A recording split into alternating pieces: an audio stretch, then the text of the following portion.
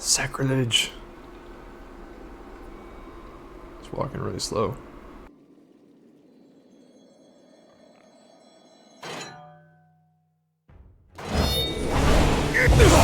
Death to our enemies!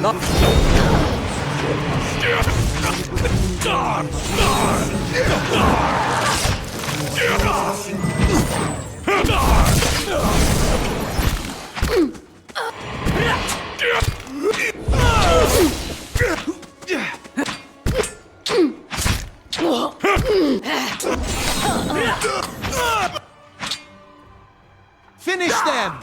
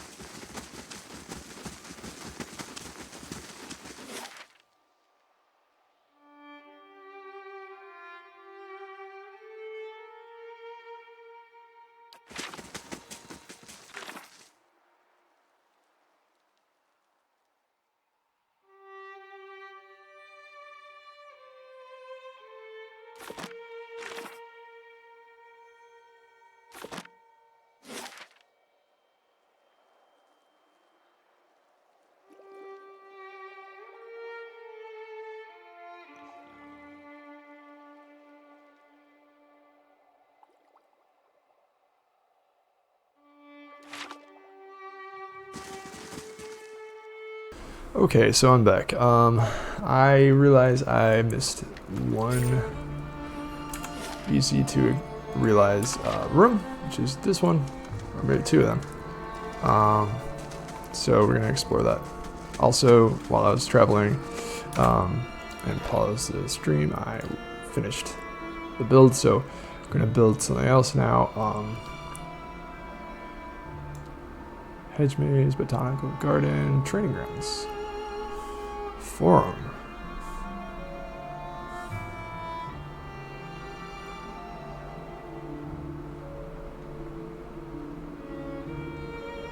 Let's do towers.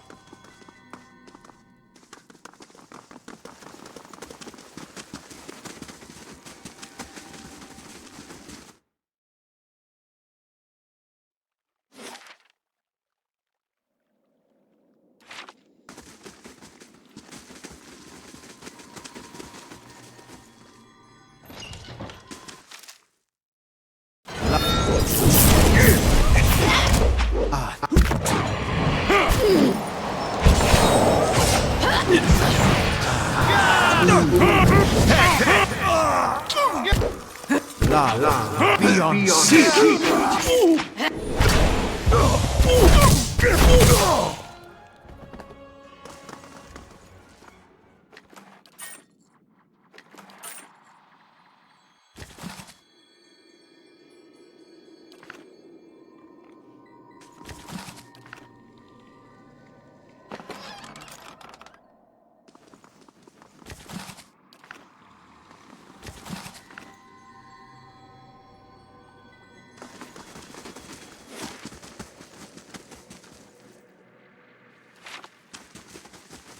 I don't know how I missed this whole time, but here it is.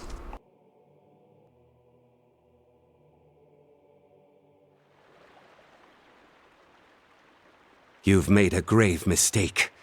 I will correct it in Ondra's name.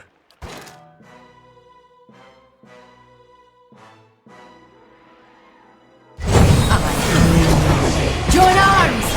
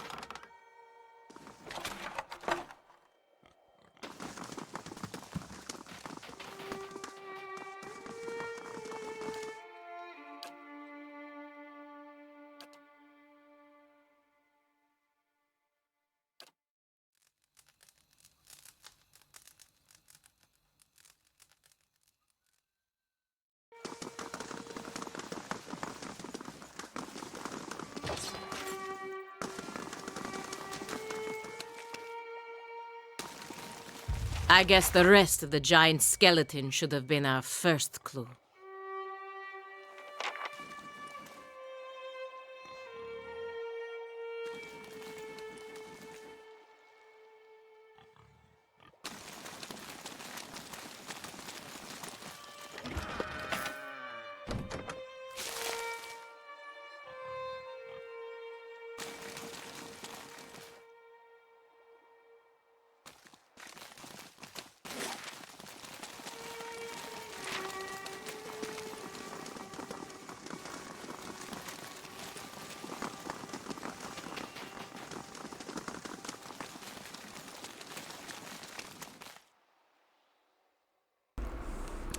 Lodged between rows of crystalline rock, a large fragment of metal protrudes.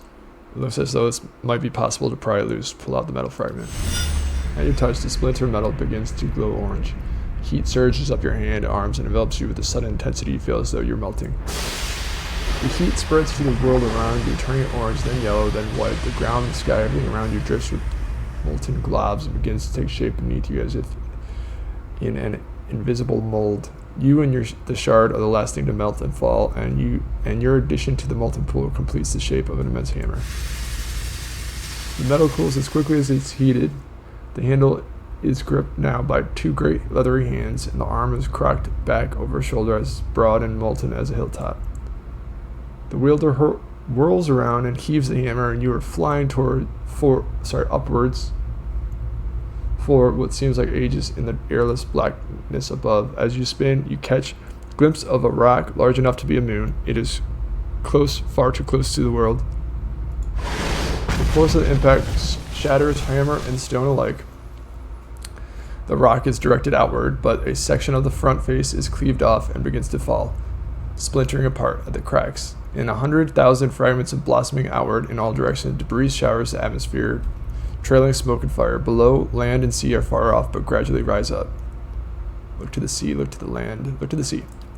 The largest of the fragments, wide as a city, barrels downwards in a fiery cocoon. Its size it reduced as the edges immolate, but it won't burn up in time. It lands silently in the distant ocean, sending columns of water upward and radiating ripples that spread like wrinkles in fabric. Then the sound comes tearing through the sky. It sounds like thunder. Look to the land. Features are becoming clearer by the moment as you streak toward the earth. You are lodged in the enormous boulder, falling along among other smaller fragments. They heat and burn amongst you on all sides. Beneath you, the snow-capped mountains rise up, dotted here and there by the cities of stone and Ondra. The impact will be destruction of all of them. The shadow of your rock fragment is visible now, getting larger by the second. You are moments away from striking the ground with the massive shape throws itself in your path.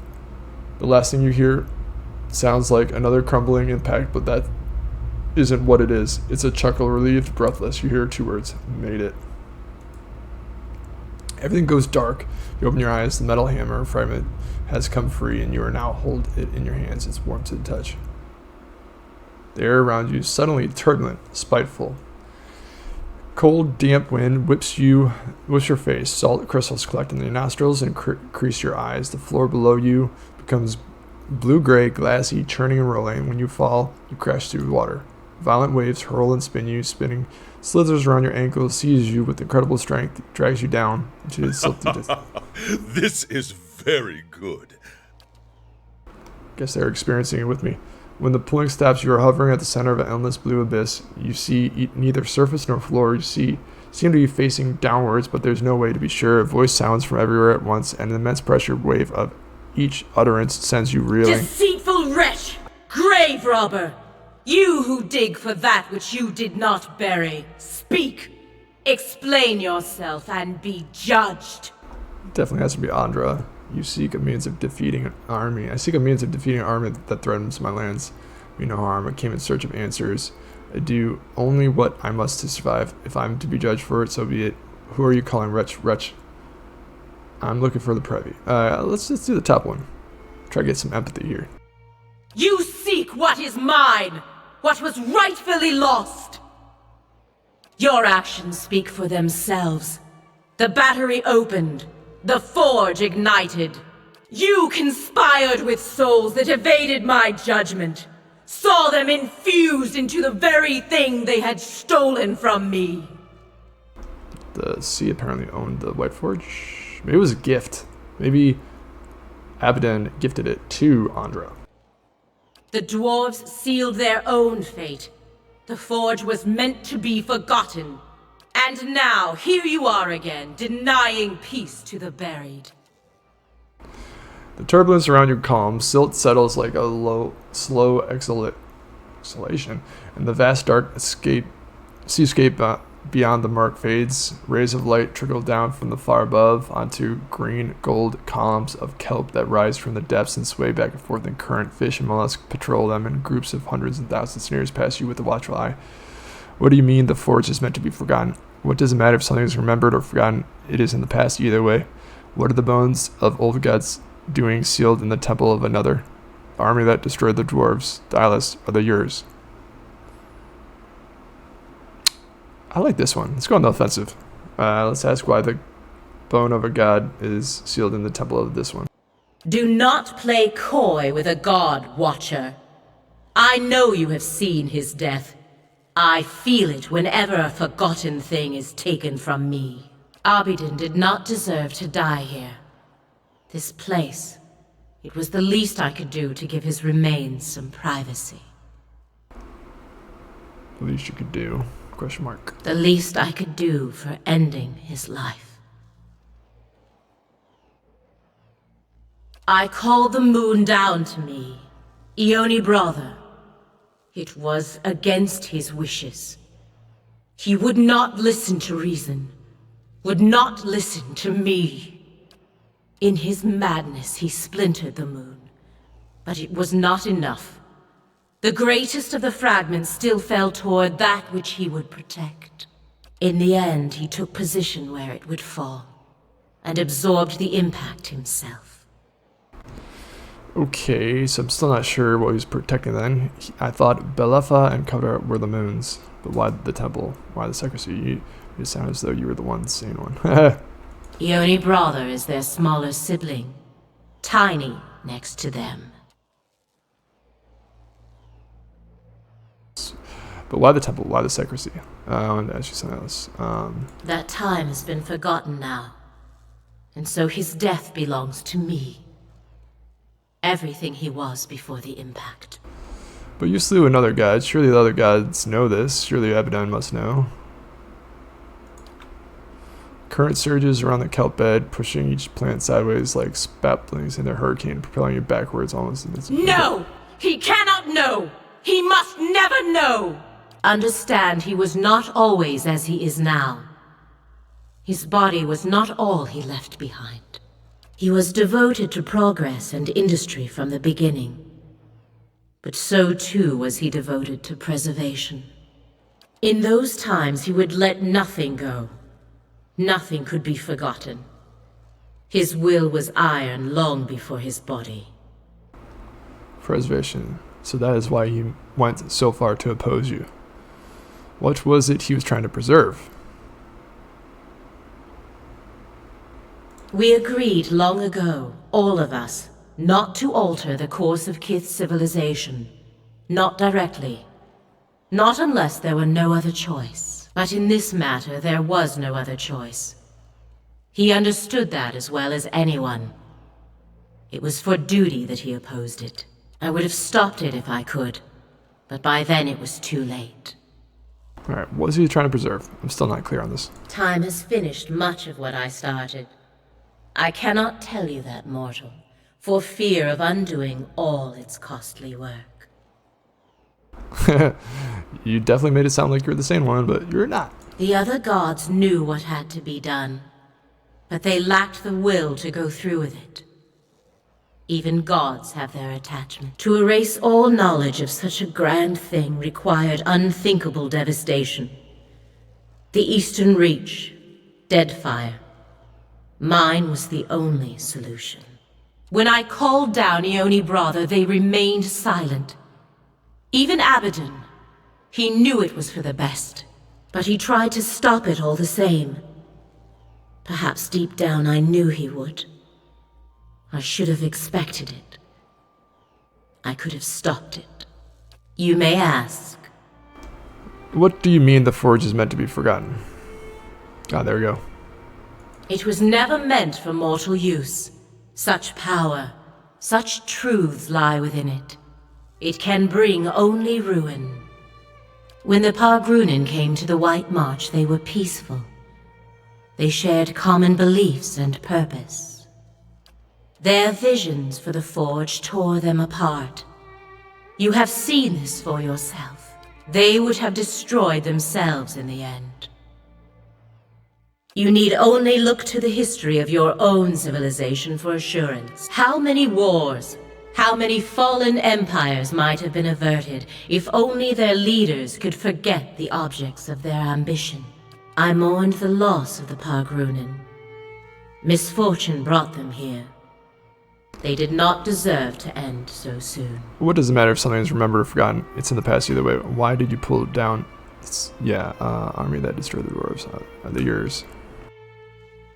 The great conundrum of a god is how close to become with your subjects.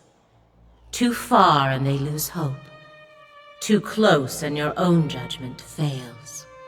I guess dropping a rock on their heads is one way to fix that. Civilizations are meant to ebb and flow. Allow them to persist for too long in power or knowledge, and you invite catastrophe. There was a time when we let our sympathies get the better of us. When memories were allowed to persist that should have been washed away. The other gods could not be moved to act. I did what had to be done without them. Talking about the Gwithians. I speak of what is forgotten. I failed that day, but my purpose was achieved in the end. I will not dredge up the memory to satisfy idle curiosity. What the world casts aside, I take into my care. A thing may be forgotten, but it is never alone as long as I am here. They were lost children, abandoned, fixed on a purpose that no longer had meaning. I took them in, gave them new purpose. I did not create them, but yes, they are mine. They were evidence. I saw them forged. They were his once. I won't deny it. He created them as assistants to carry out his work on Eora. But he has long been the overseer of progress in the world. Leaving things behind has always been his way. I allow him to leave his past in my care, so that it does not hold him back. I suppose we do. But then, the gods have always been able to accomplish far greater things when working together. I forgot to say that you and Abaddon have a unique connection. All right, I have something else to discuss about the eyeless. Speak your mind. You haven't given me the whole truth about the eyeless, have you? Careful what you accuse a god of, mortal. Abaddon didn't abandon these creatures. You made him forget them. Otherwise, he might remember how he died. And what if I did, mortal? It does him no harm to forget. On the contrary, it lifts a burden. If Abaddon remembered, it would threaten the harmony between the gods. Specifically, you and him. It was not so long ago that conflict between us led to disaster in your world, and the death of one of our number. Memory is but an image we create to make sense of the present. It carries no truth or meaning but what we ascribe. A slight alteration to it is a small price to pay for peace. I'll take that over another war, I suppose. It's wrong to deceive him. I expect better from a god. If the people are better off with him, not remember, that's all that matters. Huh.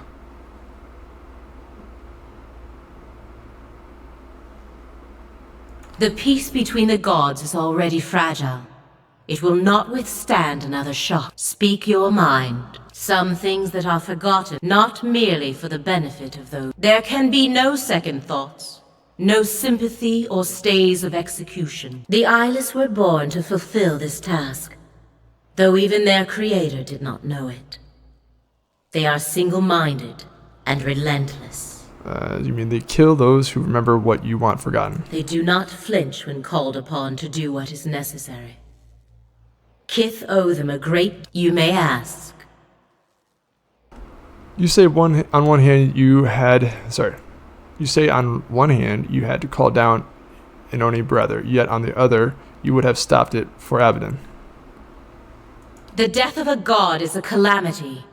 You are living in the aftermath of one such death. Surely you can understand. You have said the sympathy can't get in the way. What about yours for Abaddon? He deserved better. Of all the other gods, he was the only one who acted, who held to his convictions. The goddess of relentlessness must have appreciated such a quality. Yes. I admired him for that. But it's more than that, you loved him. The push and pull of the current becomes long and heavy like a sigh. Or the pull and push, my bad, Lair. Whatever he was to me, it was not meant to last. Always our duty is to Eora first. I knew he opposed what I intended. That he would wish to preserve what I meant to destroy. I knew it would cause a rift that might never be mended. But I never imagined he'd go so far. I never imagined it would mean I would never know him, as I once did. If he doesn't remember dying, why not begin again with him? Because it might cause him to remember. No, mortal. Better that we should exist as we are now. What happened once must never happen again. You may ask. I need you to call off the eyeless. On the contrary, mortal. Their work must continue. Far too much was uncovered while they lay dormant. They draw attention to the very things you wish hidden. In my dreams, I've seen them swarming over Drearwood. Those who know too much of the White Forge will be washed clean from Eora, and then the eyeless shall rest once more. This isn't some lone tribe of dwarves. The Forge sees visitors from all over now. The eyeless will tear the drear world apart. It will never be forgotten. Even if it is as you say, there is nothing that can be done. The eyeless do not think for themselves. They have only the purpose that is given to them. They do not stop until the purpose is fulfilled. They will not change course now for me or anyone. I am sorry. This is your doing. You must intervene. Kaoto said they could be called off. If you won't stop them, then I will. Let's try this one. Only if those they pursue are no longer a threat. The raid Sarens were stopped before they could take the White Forge. In your case, Watcher, you are well beyond that now. And if what you say is true, then the Deerwood is as well. Alright, you must intervene. The interventions of gods seldom work out in anyone's favor. Our touch is too heavy. The world crumbles beneath it. It is why we so often enlist the help of mortals. They execute our wishes with greater care. I have done far too much already. Your determination is commendable, but the eyeless number in the thousands. You will need more than strength or luck. The help of the gods would be most welcome. I'll take whatever I can. You may cost my life, but I will do what I must. This is your match. You better have something to offer. I will sacrifice every life and stalwart to Kenefnibi. I will give you what aid I can. I bade the eyeless to remain hidden when at rest. They are gathered in the hollow of a great rock, splintered from Eoni Brother. It lies in a flooded crater known as Kairin's Scar. Know, too, that they were built to answer the call of their master's hammer. When they hear it strike, they come to its aid. If you were to take that piece of his hammer from here and reshape it in Abaddon's forge into a likeness of the original, you might be able to call them to you. But destroying them would be another matter. I know of one way, but only from the center of the Lion's Den. Only with their master's hammer in your service. If you can do all this, if you can reshape what remains of Abaddon's hammer and bring it inside their lair, I can instruct you there on what— Nothing I say will make sense until you see it for yourself, mortal. We share a common purpose now. I will see you through. If you do not, be assured, they will come for you as they did for the Pargrunen. Careful as you approach the lake. When I claimed the eyeless, I made sure they would not be discovered while they slept. Many of my most devoted followers stand watch there. They will not allow you near. And there is something far worse. Something more fearsome and dangerous than any eyeless. Let us hope you do not attract its attention. More dangerous? You can't just add that in here casually.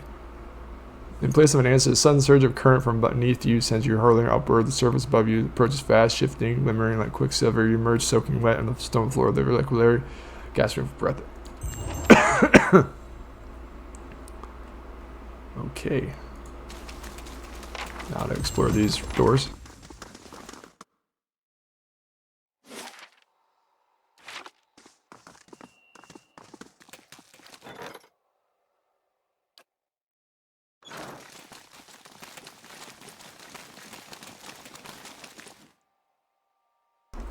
The path that ahead leads to the outskirts of the Abbey. What would you like to do? Travel directly to the Foundry Endurance Battery. Stay to continue to explore this area.